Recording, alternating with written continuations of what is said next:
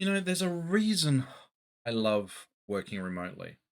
To be able to work from home, to be able to have clients anywhere in the country, and even perhaps in the future anywhere in the world, and even have teams spread wherever they want to live, and then be able to do what it is they do.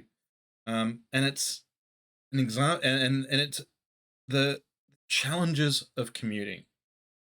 I live outside of Sydney, in Australia. Now, Sydney is a city of about 5 million souls, and the area we live in is known as Greater Sydney. So we're sort of a few hours outside of Sydney, towards the north, towards Newcastle, and there's great public transport infrastructure and such like. And when it all works, it's fine. It Could it be better? Yes. You can always improve on anything it is that you do. And public transport infrastructure is definitely one of those areas that you know a lot of cities could improve on. And so it's a massive investment. So the situation I had today is that I was working with a client in Sydney CBD, so I had to go into the city, which is usually between 90 minutes to a 2 hour commute each way. It's okay. With the wonders of 5G and mobile networks. They've got coverage pretty much the whole way in. Sitting on the train, it's quite comfortable. It's a beautiful, picturesque ride across the Hawkesbury River, and through the Mount Kringai National Park, and then into the city. On a normal day, this is fine, and especially during in a post-pandemic world, there's not so many souls around. There's quite the trains aren't crowded. The problem is when things don't work so well. Like today, coming home and halfway home, and there's a tree across the line that I'm traveling on. So we have to switch off, jump onto replacement buses, which now we're onto the road network. And the road network, if you've ever been to Sydney, is pretty much designed by a kid with a crayon.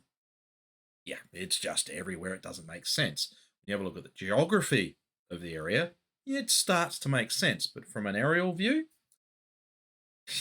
it's just hopeless.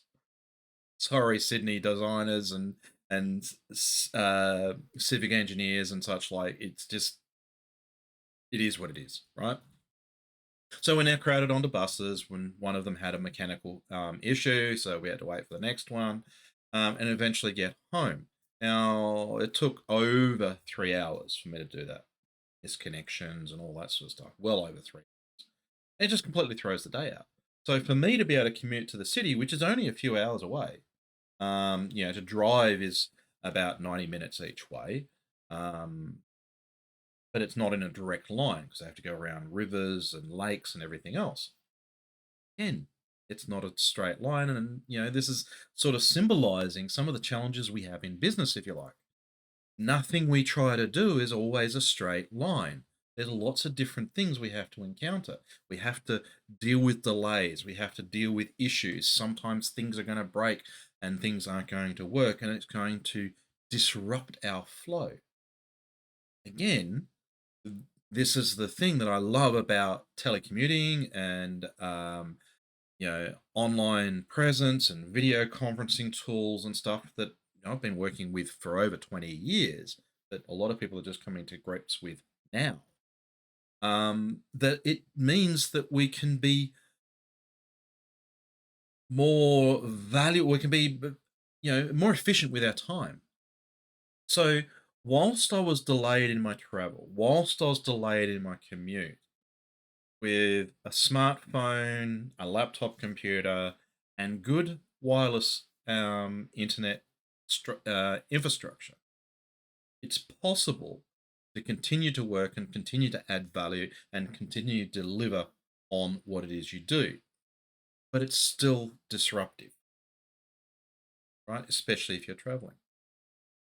So, what I'm trying to articulate here is that when we're looking at working, what we need to do is find ways around obstacles. We need to look for ways that mitigate issues as best we possibly can. We need to be planning for things to go wrong, right? Tree across a railway line.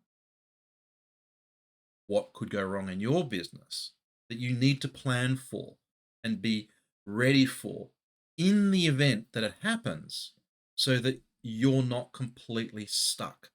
If I didn't have my smartphone with me, if I didn't have my laptop with me, even though I didn't actually need it for the task at hand, then my ability to work would have been severely impacted and I would have lost pretty much a day out of my time.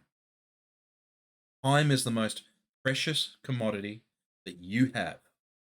So use it wisely and be prepared for dealing with those obstacles that you're going to have to work around and find solutions before they become a problem.